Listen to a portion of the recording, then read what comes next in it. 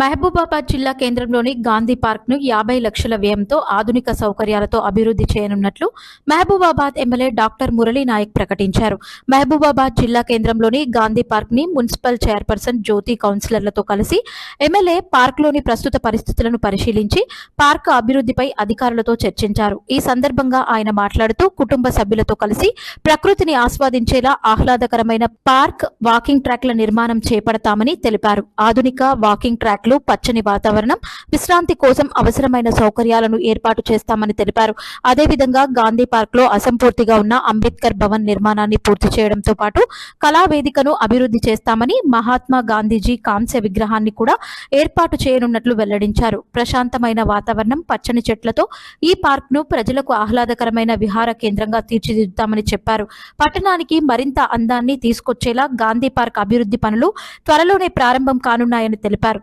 గాంధీ పార్క్లో గతంలో బీఆర్ఎస్ ప్రభుత్వం ఉన్నప్పుడు ఇక్కడ ఉన్నటువంటి గాంధీ పార్క్ని అదేవిధంగా రామాలయాలను కూల్చేసి నూతనంగా కట్టిద్దామని చెప్పేసి రామాలయాన్ని అయితే కట్టించారు. కానీ ఈ గాంధీ పార్కు అభివృద్ధి మాత్రం నోచుకోలేదు.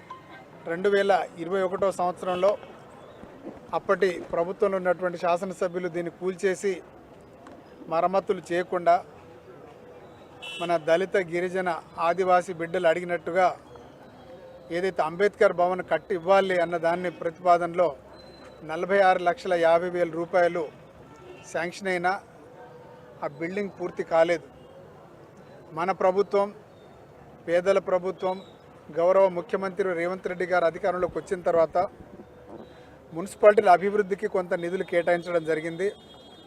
ఆ నిధులలో భాగంగా మన మహబూబాబాద్ మున్సిపాలిటీకి దాదాపు 60 కోట్ల రూపాయలతోటి గాంధీ పార్కు, ఇది గతంలో కూరగాయల మార్కెట్ ఉండే, కూరగాయల మార్కెట్ను కూడా మార్కెట్ యార్డ్లోకి షిఫ్ట్ చేసి ఇక్కడ ఒక రన్నింగ్ ట్రాకు, అదేవిధంగా లైట్లతోటి చాలా ఆహ్లాదకరంగా చాలామంది ఉద్యోగస్తులు ఉన్నారు. వారు ఏదన్నా రిలాక్స్ అవ్వాలన్నా, కొంచెం విశ్రాంతి తీసుకోవాలన్నా ఒక మంచి పార్క్ కావాలని చెప్పేసి ఎప్పటి నుంచో మన మహబూబాబాద్ పట్టణ వాస్తవ్యుల కోరిక.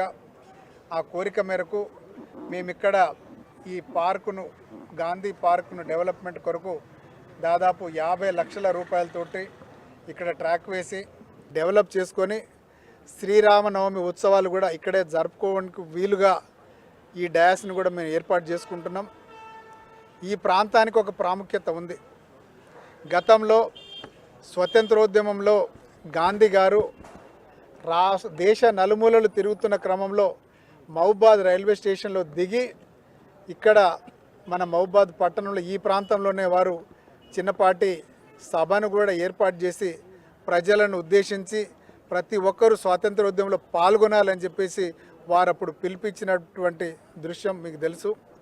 ఇదే ఏరియాలో వారికి స్మారకంగా ఇక్కడ ఒక కాంస్య విగ్రహాన్ని కూడా ఏర్పాటు చేద్దామని చెప్పి అంబేద్కర్ భవనానికి ఏదైతే కావాల్సిన వసతులు ఉన్నాయో, ఫ్లోరింగ్ కావచ్చు, అదేవిధంగా కిటికీలు, వీటి గేట్లు, డయాస్, అదేవిధంగా చుట్టూ ఉన్నటువంటి పహారీ గోడను కూడా 7 ఫీట్లకు పెంచి, ఎందుకంటే ప్రతి ఒక్కరు బయట నుంచి వచ్చేసి అసాంఘిక కార్యక్రమాలు ఇక్కడ చేపడుతున్నారు కాబట్టి ఉన్న మార్కెట్ యార్డ్ని తరలించడంతో ఇక్కడ ఖాళీ ప్లేస్ ఉండడం, మా పోకిరి వెదలు ఇక్కడ వచ్చేసి లేనిపోని చిల్లర మల్లరగా దీన్ని వాడుకోవడం చూసి దీన్ని వెంటనే అభివృద్ధి చేయాలని చెప్పేసి ఈరోజు హఠాత్తుగా రావడం జరిగింది.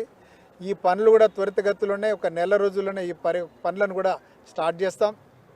మంచి ల్యాండ్స్కేప్ డిజైనర్ను పిలిచి ఒక పద్ధతిగా చూడడానికి ఆహ్లాదకరంగా ఉండే విధంగా ఇక్కడ గాంధీ పార్క్లో ఉన్నటువంటి ఇక్కడ ఈ రన్నింగ్ ట్రాకు, లేకపోతే ఈ ప్లేస్ను, అదేవిధంగా మొన్ననే సౌత్ సెంట్రల్ రైలు నిలయానికి కూడా నేను పోవడం జరిగింది.